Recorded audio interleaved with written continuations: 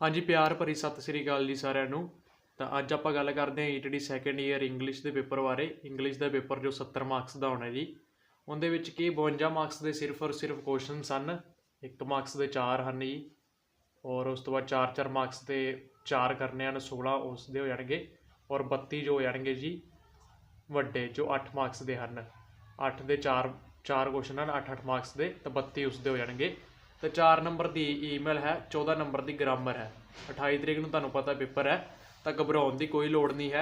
तुहानूं मैं दस देना क्वेश्चनस किहड़े आउण दे चांसिस हैं इस बार लॉन्ग, और जो 4-4 नंबर के 1-1 नंबर के क्वेश्चन किहड़े आ सकते हैं।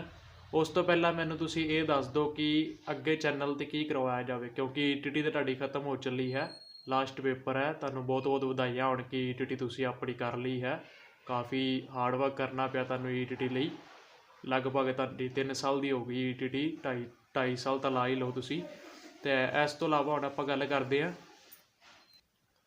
तो हाँ जी, इस तो बाद तुसीं दसना है कि BA तुहाडे विचों किन्ने जणे कर रहे हैं। BA की स्टडी अगर तुसीं करना चाहुंदे हो तो कमेंट जरूर कर दिओ, उस विच तुहाडी हैल्प की जाए कि BA के पेपर किस तरह आउंदे हैं, किन्ने किन्ने मार्क्स दे।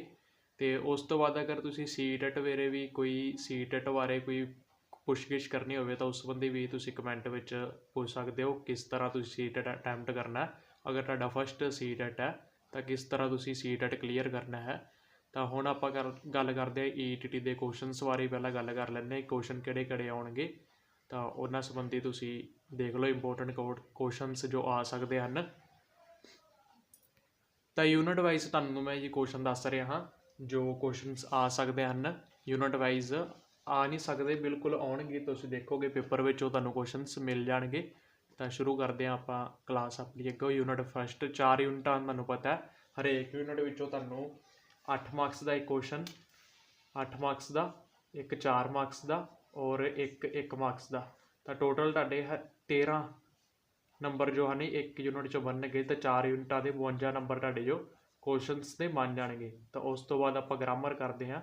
तो इस क्लास में मैं तुहानूं सिर्फ दस ही रहा। अगर तुसीं चाहुंदे हो कि मैं तुहानूं सोलो करके जां समझावां कि किस तरह क्वेश्चन तुसीं अटैम्प्ट करना है, किस तरह के क्वेश्चन जां मतलब कोई समझाउण दा वे दस्सां, तो उहदे बारे तुसीं कमेंट करके दस सकते हो कि क्लास मैनूं बनाउणी चाहीदी है कि नहीं, पूरी सोलवड क्लास। तो इहदे विच मैं सिर्फ तुहानूं क्वेश्चनस दस्सण जा रहा। तो हाँ जी, 2 क्वेश्चनों में तुहानूं 8 मार्क्स का एक क्वेश्चन मिल जाएगा। उस तो इलावा तुहानूं इहदे विचों एक 4 मार्क्स का क्वेश्चन भी मिलने की पूरी संभावना है। तो क्वेश्चनस की हैं देख लो। अगर सिंपल 4 मार्क्स में आया तो वह आ सकता what is multi language society. Multi language society की है, पिछली बार 1 मार्क्स में आया सी, तो इस बार 4 मार्क्स में आ सकता what is multi language society. दूसरा अगर 8 मार्क्स में आता तो फिर इस दे नाल पूछ सकते हैं describe the issues of learning English in multi language society. तो मल्टी लैंगुएज सोसाइटी में इंग्लिश नूं सीखण दे लई, लर्निंग लई की इशूज़ आउंदे हैं, रुकावटां आउंदियां ने, उन्हां बारे दसना है। तो सैकेंड है describe how India is a multi language country. India multi language country की है, 4 मार्क्स में आ सकता है। तो यह भी 4 मार्क्स का, इहदे विचों एक एक क्वेश्चन जो है 4 मार्क्स का बन रहा। अगर 2 जोड़ के पूछणगे तो वह 8 मार्क्स का बन जाएगा। उस तो बाद role of a teacher in multi language classroom. तो ये 4 मार्क्स में कल्ला आ सकता है what is the role of teacher in multi language classroom. और 8 मार्क्स में आ सकता है जी दोवें describe how India is a multi language country, role of teacher in multi language classrooms. तो इस दे नाल ही फस्ट यूनिट विचों 2 क्वेश्चन ही बनते हैं। इस तो इलावा मैं तुहानूं अगर तुसीं 4 मार्क्स की गल करो तो होर भी क्वेश्चन बनते हैं जो सैकेंड लैसन के हैं, वो दस देना। तो अगर तुसीं फस्ट लैसन आसान मनते हो तो ये क्वेश्चनस कर सकते हो। अगर सैकेंड लैसन तुसीं करना चाहते हो तो वह भी तुहानूं मैं दस दिना जी 2 क्वेश्चन, उन्हां विचों भी तुसीं कर सकते हो फस्ट यूनिट के। इस दे नाल ही फस्ट यूनिट अपनी जो है खत्म हो जाएगी। 2 क्वेश्चन होर दसदा तो तुहाडे जो अगर तुसीं ये क्वेश्चन कर लोगे तो 8, 4 और 1 मार्क्स का भी आएगा, 13 मार्क्स फस्ट यूनिट चों बन जाएंगे। तो करदे एक तुहानूं मैं गल दस देवां कि जो इंग्लिश का पेपर है इहदे विच तुहानूं ज़्यादा शीटां भरन का मतलब नहीं रखना है। तुहानूं ये मतलब रखना है कि तुहाडी कई जो लिखी हुई लाइन है वो बिल्कुल सही होनी चाहिए, ज़्यादा स्पैलिंग मिसटेक नहीं करनी, कटिंग नहीं करनी। तो इस दे नाल ही तुहाडे वधिया नंबर आउणगे। लिख भावें थोड़ा घट लो पर वधिया लिखो, लाइन का जो मीनिंग पूरा बनता होवे, मिसटेक घट तो घट करो। हाँ जी, वैसे तो तुसी फस्ट लैसन 'ਚ जो ਤੁਹਾਨੂੰ ਪਹਿਲਾਂ 2 ਕੁਐਸਚਨਸ ਦੱਸੇ ਹਨ ਉਹ ਹੀ ਕਰ ਲਓ, ਬਹੁਤ ਹੈ। ਤਾਂ ਵੈਸੇ ਤੁਹਾਨੂੰ ਇਹ 4 ਮਾਰਕਸ ਲਈ ਦੱਸ ਰਿਹਾ, ਜਾਂ ਅਗਰ ਕਿਸੇ ਨੂੰ ਫਸਟ ਲੈਸਨ ਪੜ੍ਹਨ 'ਚ ਦਿੱਕਤ ਆਉਂਦੀ ਹੈ, ਜ਼ਿਆਦਾ ਹਾਰਡ ਲੱਗਦਾ ਹੈ, ਤਾਂ ਉਸ ਨੂੰ ਸੈਕਿੰਡ ਅਗਰ ਆਸਾਨ ਲੱਗਦਾ ਤਾਂ ਇਹ ਕੁਐਸਚਨ ਵੀ ਕਰ ਸਕਦਾ। ਇਹਨਾਂ ਵਿੱਚ ਵੀ ਕੁਐਸਚਨ ਮਿਲ ਜਾਊਗਾ ਤੁਹਾਨੂੰ 8 ਮਾਰਕਸ ਵਿੱਚ। ਤਾਂ ਫਸਟ ਕੁਐਸਚਨ ਕੀ ਹੈ, teaching of English as a first, second and foreign language. 8 marks ਵਿੱਚ ਆ ਸਕਦਾ ਹੈ। Teaching of English as a first, second and foreign language. ਅਤੇ ਇਹਦੇ ਵਿੱਚੋਂ ਜੋ 4 ਮਾਰਕਸ ਦਾ ਬਣ ਸਕਦਾ ਉਹ ਸਿੰਪਲ ਬਣ ਸਕਦਾ, ਜਿਵੇਂ ਇਕੱਲਾ ਪੁੱਛ ਲਿਆ teaching of English as a first language, ਪਹਿਲਾਂ ਫਸਟ ਪੁੱਛ ਲਿਆ, ਜਾਂ ਫਿਰ ਪੁੱਛ ਸਕਦਾ teaching of English as a second language, ਜਾਂ teaching of English as a foreign language. ਤਾਂ ਆਪਾਂ ਇਹ ਅਲੱਗ-ਅਲੱਗ ਕਰਕੇ 4 ਮਾਰਕਸ ਵਿੱਚ ਬਣ ਸਕਦਾ ਹੈ, ਔਰ ਜੋ ਅਗਰ ਕੰਬਾਈਨ ਬਣ ਜਾਵੇ ਤਾਂ 8 ਮਾਰਕਸ ਵਿੱਚ ਇਹ ਬਣੇਗਾ। ਤਾਂ ਉਸ ਤੋਂ ਬਾਅਦ ਅਗਲਾ ਜੀ, ਫੈਕਟਰ ਅਫੈਕਟਿੰਗ ਲੈਂਗੁਏਜ ਲਰਨਿੰਗ ਇਨ ਚਿਲਡਰਨ। ਕਿਹੜੇ ਫੈਕਟਰ ਆ ਜੋ ਅਫੈਕਟ ਕਰਦੇ ਆ ਲੈਂਗੁਏਜ ਲਰਨਿੰਗ ਨੂੰ ਚਿਲਡਰਨ ਵਿੱਚ। ਤਾਂ 8 ਮਾਰਕਸ ਦਾ ਇਹ ਕੁਐਸਚਨ ਬਣਦਾ ਜੀ। ਅਗਰ ਇਸ ਤੋਂ ਬਾਅਦ ਪਾਰਟ ਵਿੱਚ ਪੁੱਛ ਲਏ, ਇਸ ਦਾ 3 ਪੁਆਇੰਟਾਂ ਨੇ ਆਨਸਰ ਜੋ ਤੁਸੀਂ ਦੇਣਾ ਹੈ। ਅਗਰ ਪਾਰਟ ਵਿੱਚ ਪੁੱਛੇ ਤਾਂ ਐਵੇਂ ਵੀ ਪੁੱਛ ਸਕਦਾ, ਤਾਂ 4-4 ਮਾਰਕਸ ਦਾ ਇਹਨੂੰ ਬਣਾ ਸਕਦਾ ਜੀ। ਜਾਂ ਪੁੱਛ ਸਕਦਾ ਡਿਵੈਲਪਮੈਂਟ ਫੈਕਟਰ ਬਾਰੇ ਦੱਸੋ, ਸੋਸ਼ਲ ਇਕਨੋਮਿਕਲ ਫੈਕਟਰ ਕਿਵੇਂ ਅਫੈਕਟ ਕਰਦਾ ਹੈ ਲੈਂਗੁਏਜ ਲਰਨਿੰਗ ਨੂੰ ਚਿਲਡਰਨ ਵਿੱਚ। ਸਾਈਕੋਲੋਜੀਕਲ ਫੈਕਟਰ ਕਿਵੇਂ ਕਰਦਾ ਜੀ ਲੈਂਗੁਏਜ ਲਰਨਿੰਗ ਨੂੰ ਅਫੈਕਟ ਇਨ ਚਿਲਡਰਨ ਵਿੱਚ। ਤਾਂ ਇਸ ਤਰ੍ਹਾਂ ਇਹ ਫਸਟ ਯੂਨਿਟ ਆਪਣੀ ਕੰਪਲੀਟ ਹੁੰਦੀ ਹੈ। ਹੁਣ ਆਪਾਂ ਗੱਲ ਕਰਦੇ ਹਾਂ ਸੈਕਿੰਡ ਯੂਨਿਟ ਦੀ। ਹਾਂਜੀ, ਤਾਂ ਯੂਨਿਟ ਸੈਕਿੰਡ ਦੀ ਆਪਾਂ ਗੱਲ ਕਰ ਰਹੇ ਹਾਂ। ਯੂਨਿਟ ਸੈਕਿੰਡ 'ਚੋਂ ਕਿਹੜੇ ਕੁਐਸਚਨ ਬਣਦੇ ਹਨ। ਪਹਿਲਾ ਬਣਦਾ ਜੀ ਵਾਟ ਇਜ਼ CLT, ਅਤੇ 4 ਮਾਰਕਸ ਵਿੱਚ ਆ ਸਕਦਾ ਵਾਟ ਇਜ਼ CLT, ਜਾਂ 1 ਮਾਰਕਸ ਵਿੱਚ ਵੀ ਆ ਸਕਦਾ। CLT ਕੀ ਹੈ, ਕਮਿਊਨੀਕੇਟਿਵ ਲੈਂਗੁਏਜ ਟੀਚਿੰਗ ਜਾਂ ਟੈਕਨੀਕ ਇਸ ਨੂੰ ਕਹਿ ਦਿੰਦੇ ਹਨ। ਅਤੇ 1 ਮਾਰਕਸ ਵਿੱਚ ਵੀ ਆ ਸਕਦਾ। CLT ਦੀ ਫੁੱਲ ਫੋਰਮ ਬੋਲ ਸਕਦੇ ਹਨ, ਕਹਿ ਸਕਦੇ ਹਨ full form of CLT communicative language teaching ਜਾਂ ਟੈਕਨੀਕ।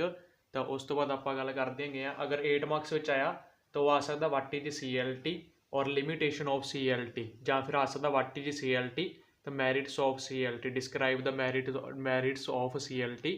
ਤਾਂ 4 ਮਾਰਕਸ ਇਹਨਾਂ ਵਿੱਚੋਂ ਕੋਈ ਵੀ ਆ ਸਕਦਾ। ਵਾਟ ਇਜ਼ CLT ਵੀ ਪੁੱਛ ਸਕਦੇ ਆ, ਤਾਂ ਇੱਕ ਪੈਰਾ ਤੁਸੀਂ 1 ਪੇਜ ਦਾ ਲਿਖ ਕੇ ਦੱਸ ਸਕਦੇ ਹੋ। ਲਿਮਿਟੇਸ਼ਨ ਪੁੱਛ ਸਕਦੇ ਹੋ ਤਾਂ ਤੁਸੀਂ ਲਿਮਿਟੇਸ਼ਨ ਦੱਸ ਸਕਦੇ ਹੋ। ਮੈਰਿਟਸ ਪੁੱਛ ਸਕਦੇ ਹਨ ਤਾਂ ਮੈਰਿਟਸ ਦੱਸ ਸਕਦੇ ਹੋ। ਤਾਂ ਸੈਕਿੰਡ ਹੈ ਜੀ ਵਾਟ ਇਜ਼ CLT ਟੀਚਿੰਗ, ਤਾਂ 4 ਮਾਰਕਸ ਵਿੱਚ ਇਹ ਆ ਸਕਦਾ। ਔਰ 8 ਮਾਰਕਸ ਵਿੱਚ ਪੂਰਾ ਆ ਸਕਦਾ role of teacher for CLT teaching, ਤਾਂ ਰੋਲ ਕੀ ਹੈ ਟੀਚਰ ਦਾ CLT ਟੀਚਿੰਗ ਵਿੱਚ। ਤਾਂ ਇਹ ਆਪਾਂ ਇਸ ਤੋਂ ਬਾਅਦ ਇਸ ਦੇ ਸੈਕਿੰਡ ਯੂਨਿਟ ਦੇ 2-3 ਕੁਐਸਚਨ ਹੋਰ ਹਨ ਉਹ ਦੱਸਦਾ, ਤਾਂ ਉਹਦੇ ਵਿੱਚੋਂ ਤੁਹਾਨੂੰ ਮਿਲ ਜਾਵੇਗਾ, ਕੁਐਸਚਨਸ ਜ਼ਰੂਰ ਮਿਲ ਜਾਣਗੇ। ਹਾਂਜੀ, ਤਾਂ ਸੈਕਿੰਡ ਯੂਨਿਟ 'ਚ ਜੋ ਕੁਐਸਚਨ ਬਣ ਰਹੇ ਹਨ ਉਹ ਹਨ what is the behaviouristic approach, 4 marks ਵਿੱਚ ਆ ਸਕਦਾ, ਔਰ 8 ਮਾਰਕਸ 'ਚ ਟੋਟਲ ਆ ਸਕਦਾ ਵਾਟ ਇਜ਼ ਬਿਵਰੈਸਟਿਕ ਅਪਰੋਚ ਔਰ ਐਡਵਾਂਟੇਜ ਆਫ ਬਿਵਰੈਸਟਿਕ ਅਪਰੋਚ। ਤਾਂ ਇਹ ਗੱਲ ਇੱਕ ਸੁਣ ਲਓ, ਐਡਵਾਂਟੇਜ ਆ ਜਾਏ ਜਾਂ ਇੱਥੇ ਮੈਰਿਟਸ ਲਿਖਿਆ ਆ ਜਾਏ, ਉਸ ਦਾ ਮਤਲਬ ਇੱਕ ਹੀ ਹੈ। ਇਸ ਦਾ ਮਤਲਬ ਹੁੰਦਾ ਲਾਭ ਜਾਂ ਗੁਣ। ਅਤੇ ਮੈਰਿਟਸ ਜਾਂ ਐਡਵਾਂਟੇਜ ਲਿਖਿਆ ਹੋਵੇ ਤਾਂ ਇਸ ਦਾ ਤੁਹਾਨੂੰ ਕੋਈ ਘਬਰਾਉਣ ਦੀ ਲੋੜ ਨਹੀਂ ਹੈ। ਤਾਂ ਅਗਲਾ ਜੀ what is the audio lingual method, limitation of audio lingual method. ਤਾਂ ਤੋੜ ਕੇ 4-4 ਮਾਰਕਸ ਵਿੱਚ ਆ ਸਕਦਾ, ਔਰ ਅਗਰ ਕੰਬਾਈਨ ਆ ਗਿਆ ਤਾਂ ਉਹ 8 ਮਾਰਕਸ ਵਿੱਚ ਆ ਸਕਦਾ ਇਸ ਤਰ੍ਹਾਂ। ਤਾਂ ਲਿਮਿਟੇਸ਼ਨ ਦੀ ਥਾਂ 'ਤੇ ਇੱਥੇ ਤੁਹਾਨੂੰ ਡਿਸਐਡਵਾਂਟੇਜ ਵੀ ਆ ਸਕਦਾ, ਜਾਂ ਡੀਮੈਰਿਟ ਵੀ ਲਿਖਿਆ ਆ ਸਕਦਾ। ਤਾਂ ਉਹ ਵੀ ਲਿਮਿਟੇਸ਼ਨ ਦੀ ਤਰ੍ਹਾਂ ਹੀ ਹੁੰਦਾ, ਡੀਮੈਰਿਟ ਜਾਂ ਡਿਸਐਡਵਾਂਟੇਜ। ਤਾਂ ਉਸ ਤੋਂ ਬਾਅਦ ਵਾਟ ਇਜ਼ ਸਟਰਕਚਰਲ ਅਪਰੋਚ। ਤਾਂ ਉਸ ਤੋਂ ਬਾਅਦ ਇਸ ਦੇ ਕੁਐਸਚਨ ਅਲੱਗ-ਅਲੱਗ ਬਣ ਰਹੇ ਹਨ। ਜਾਂ ਤਾਂ ਇਹਦੇ 'ਚ ਪੁੱਛ ਸਕਦੇ ਵਾਟ ਇਜ਼ ਸਟਰਕਚਰਲ ਅਪਰੋਚ, ਅਤੇ ਉਸ ਤੋਂ ਬਾਅਦ ਪੁੱਛ ਸਕਦੇ ਇਸ ਦੇ ਓਬਜੈਕਟਿਵਸ ਦੱਸੋ, ਅਤੇ ਜਾਂ ਪੁੱਛ ਸਕਦੇ what is structural approach principle of structural approach. What is structural approach ਜਾਂ describe the advantage of structural approach. What is structural approach, describe the limitations of structural approach. ਤਾਂ ਇਸ ਤਰ੍ਹਾਂ ਦੇ ਕੁਐਸਚਨ ਬਣ ਸਕਦੇ ਹਨ। ਇਹਦੇ ਨਾਲ ਹੀ ਆਪਣਾ ਸੈਕਿੰਡ ਯੂਨਿਟ ਜੋ ਉਹ ਖਤਮ ਹੁੰਦਾ। ਤਾਂ ਹੁਣ ਆਪਾਂ ਗੱਲ ਕਰਦੇ ਹਾਂ ਥਰਡ ਯੂਨਿਟ ਦੀ। ਥਰਡ ਯੂਨਿਟ 'ਚੋਂ ਕਿਹੜੇ ਕੁਐਸਚਨਸ ਆ ਸਕਦੇ ਹਨ। ਤਾਂ ਬਿਲਕੁਲ ਤੁਹਾਨੂੰ ਘਬਰਾਉਣ ਦੀ ਲੋੜ ਨਹੀਂ ਹੈ, ਥੋੜ੍ਹਾ ਘੱਟ ਲਿਖ ਲਿਓ ਪਰ ਵਧੀਆ ਲਿਖਿਓ, ਕੋਈ ਗਲਤੀਆਂ ਜ਼ਿਆਦਾ ਨਹੀਂ ਕਰਨੀਆਂ। ਇੰਗਲਿਸ਼ ਵਿੱਚ ਜ਼ਿਆਦਾ ਲਿਖਣ ਦੀ ਥਾਂ 'ਤੇ ਥੋੜ੍ਹਾ ਘੱਟ ਲਿਖ ਲਿਓ, ਪਰ ਲਾਈਨ ਸਹੀ ਹੋਣੀਆਂ ਚਾਹੀਦੀਆਂ ਹਨ, ਸਪੈਲਿੰਗ ਸਹੀ ਹੋਣੇ ਚਾਹੀਦੇ ਹਨ, ਗ੍ਰਾਮਰ ਮਿਸਟੇਕ ਥੋੜ੍ਹੀਆਂ ਘੱਟ ਹੋਣੀਆਂ ਚਾਹੀਦੀਆਂ ਹਨ। ਤਾਂ ਇਹੀ ਇੰਗਲਿਸ਼ 'ਚ ਵਧੀਆ ਨੰਬਰ ਲੈਣ ਦਾ ਤਰੀਕਾ ਹੈ। ਤਾਂ ਵੈਸੇ ਵੀ ਵਧੀਆ ਨੰਬਰ ਆ ਜਾਣਗੇ, ਕਿਉਂਕਿ ਤੁਹਾਡੇ 52 ਨੰਬਰ ਦੇ ਕੁਐਸਚਨ ਹੀ ਹਨ। ਤਾਂ 52 ਵਿੱਚੋਂ ਅਗਰ ਤੁਸੀਂ 35-40 ਨੰਬਰ ਵੀ ਲੈ ਲਓ, ਔਰ 40 ਨੰਬਰ ਤੁਸੀਂ ਦੇਖ ਲਓ ਵਧੀਆ ਲਿਖ ਕੇ 40 ਨੰਬਰ 52 'ਚੋਂ ਲੈ ਲੈਂਦੇ ਹੋ, ਤਾਂ 4 ਨੰਬਰ ਈਮੇਲ ਹੈ, ਈਮੇਲ 'ਚੋਂ 3 ਮਿਲ ਜਾਣਗੇ। ਤਾਂ 40 और 3 43 और 14 ਵਿੱਚੋਂ ਅਗਰ 7 ਵੀ ਤੁਸੀਂ ਗ੍ਰਾਮਰ 'ਚ ਸਹੀ ਕਰ ਲੈਂਦੇ ਹੋ ਤਾਂ 50 ਨੰਬਰ ਤਾਂ ਵੀ ਤੁਹਾਡੇ ਵਧੀਆ ਮੰਨ ਸਕਦੇ ਹਨ, ਕੋਈ ਘਬਰਾਉਣ ਦੀ ਲੋੜ ਨਹੀਂ ਹੈ। ਤਾਂ ਗੱਲ ਕਰਦੇ ਹਾਂ ਆਪਾਂ ਅੱਗੋਂ ਥਰਡ ਯੂਨਿਟ ਦੀ। ਤਾਂ ਹਾਂਜੀ, ਥਰਡ ਯੂਨਿਟ 'ਚ ਜੋ ਕੁਐਸਚਨ ਬਣ ਰਹੇ ਹਨ, ਫਸਟ ਕੁਐਸਚਨ ਹੈ ਜੀ ਡਿਫਾਈਨ ਟੈਕਸਟ ਬੁੱਕ। ਤਾਂ ਪਿਛਲੀ ਵਾਰ 1 ਮਾਰਕਸ ਵਿੱਚ ਆਇਆ ਸੀ, ਤਾਂ ਇਸ ਵਾਰ ਤਾਂ ਵੈਸੇ ਇਕੱਠਾ ਹੀ 8 ਮਾਰਕਸ ਵਿੱਚ ਹੀ ਆਵੇਗਾ। ਡਿਫਾਈਨ ਟੈਕਸਟ ਬੁੱਕ ਔਰ ਇਸ ਤੋਂ ਬਾਅਦ ਹੀ importance of textbook. Importance of textbook ਇਸ ਦੀ ਥਾਂ 'ਤੇ ਤੁਹਾਨੂੰ ਪਹਿਲਾਂ ਹੀ ਦੱਸਿਆ, ਇੱਥੇ ਐਡਵਾਂਟੇਜ ਵੀ ਲਿਖਿਆ ਆ ਸਕਦਾ, ਮੈਰਿਟਸ ਵੀ ਲਿਖਿਆ ਆ ਸਕਦਾ ਹੈ, ਤਾਂ ਇਸ ਦੀ ਕੋਈ ਟੈਨਸ਼ਨ ਨਹੀਂ ਲੈਣੀ। ਇੰਪੋਰਟੈਂਸ ਆਫ ਟੈਕਸਟ ਬੁੱਕ, ਤਾਂ ਜਾਂ ਫਿਰ ਇਸ ਦੇ ਥਾਂ 'ਤੇ ਪੁੱਛਿਆ ਆ ਸਕਦਾ ਜੀ ਇਕੱਲਾ ਸਿੱਧਾ ਐਵੇਂ ਡਿਫਾਈਨ ਟੈਕਸਟ ਬੁੱਕ ਔਰ limitation of text book, limitations of text books. ਤਾਂ ਟੈਕਸਟ ਬੁੱਕਸ ਵਿੱਚ ਤੁਸੀਂ ਇੰਨਾ ਹੀ ਕਰਨਾ ਸਿਰਫ। ਉਸ ਤੋਂ ਬਾਅਦ ਆਪਾਂ ਗੱਲ ਕਰਦੇ ਹਾਂ ਅਗਲੇ ਕੁਐਸਚਨਸ ਬਾਰੇ। ਤਾਂ ਅਗਲਾ ਕੁਐਸਚਨਸ ਹੈ what is reading type of readings. What is reading types of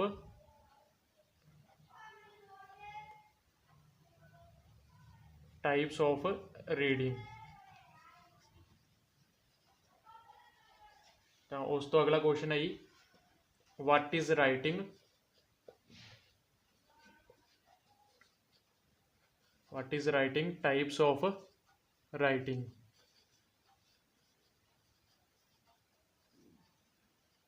और एक लास्ट क्वेश्चन है जी meaning of vocabulary. Meaning of vocabulary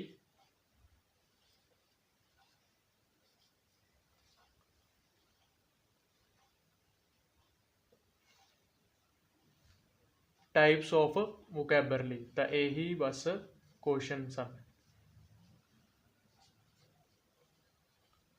ਤਾਂ 8 ਮਾਰਕਸ ਵਾਲੇ ਤੁਹਾਨੂੰ ਲਿਖਿਆ ਨਾ, ਇਹਨਾਂ ਨੂੰ ਤੋੜ ਕੇ ਅਗਰ ਤੁਸੀਂ ਕਰੋਗੇ ਤਾਂ 4 ਮਾਰਕਸ ਵਿੱਚ ਆ ਸਕਦੇ ਹਨ। ਇਕੱਲਾ ਵਾਟ ਇਜ਼ ਰੀਡਿੰਗ ਕੀ ਹੁੰਦਾ ਹੈ, ਵਾਟ ਇਜ਼ ਰਾਈਟਿੰਗ ਜਾਂ ਟਾਈਪਸ ਆਫ ਰਾਈਟਿੰਗ ਦੱਸੋ, ਟਾਈਪਸ ਆਫ ਰੀਡਿੰਗ ਦੱਸੋ, ਮੀਨਿੰਗ ਆਫ ਵੋਕੈਬੁਲਰੀ ਦੱਸੋ, ਟਾਈਪਸ ਆਫ ਵੋਕੈਬੁਲਰੀ ਦੱਸੋ।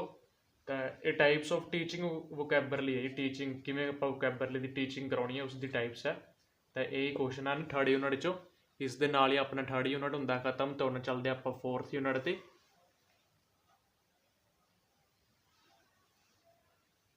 फोर्थ यूनिट चो जो क्वेश्चन सन जी उनके बारे आप गल करते हैं।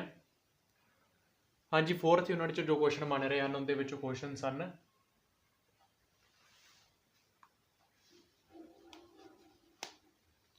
तो उनके पहला क्वेश्चन जो है जी what is assessment. What is assessment.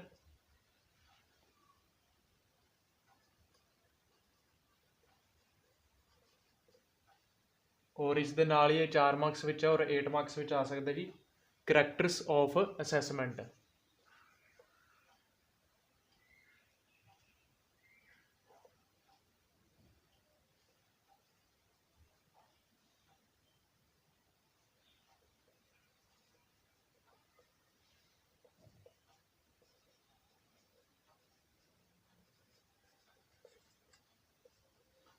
और इस तो बाद अगला क्वेश्चन बन रहा जी एडवांटेज ऑफ असैसमेंट और disadvantage of assessment. Advantage of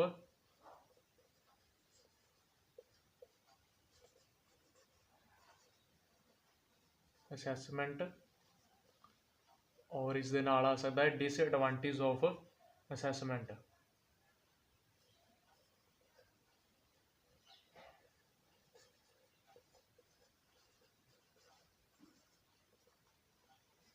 और लास्ट क्वेश्चन है जी व्हाट इज फीडबैक और role of parents for feedback.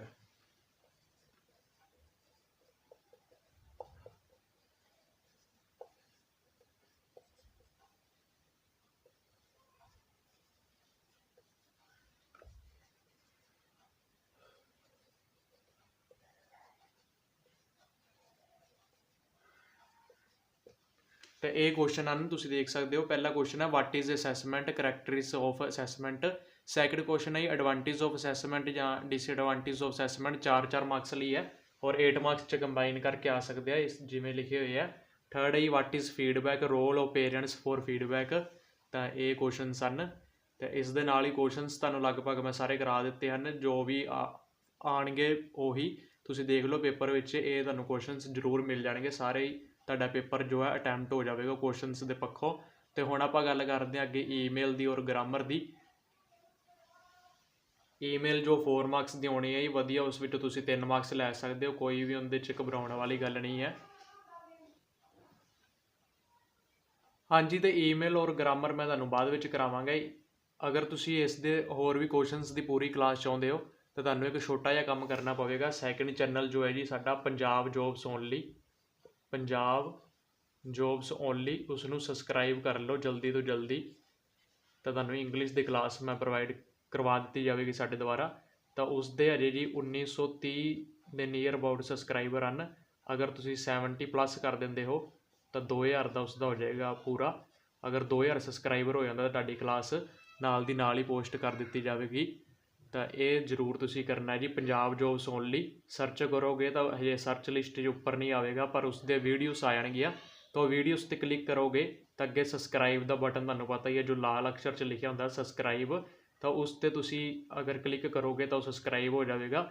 ਤਾਂ ਜਲਦੀ ਤੋਂ ਜਲਦੀ ਉਸ ਨੂੰ 2000 ਸਬਸਕ੍ਰਾਈਬਰ ਕਰਵਾ ਦਿਓ, ਤਾਂ ਤੁਹਾਨੂੰ ਜੋ ਇਸ ਦੀ ਇੰਗਲਿਸ਼ ਦੀ ਕਲਾਸ ਪੂਰੀ ਸੋਲਵਡ ਮਿਲ ਜਾਵੇਗੀ, ਈਮੇਲਸ ਵੀ, ਗ੍ਰਾਮਰ ਬਾਰੇ ਵੀ।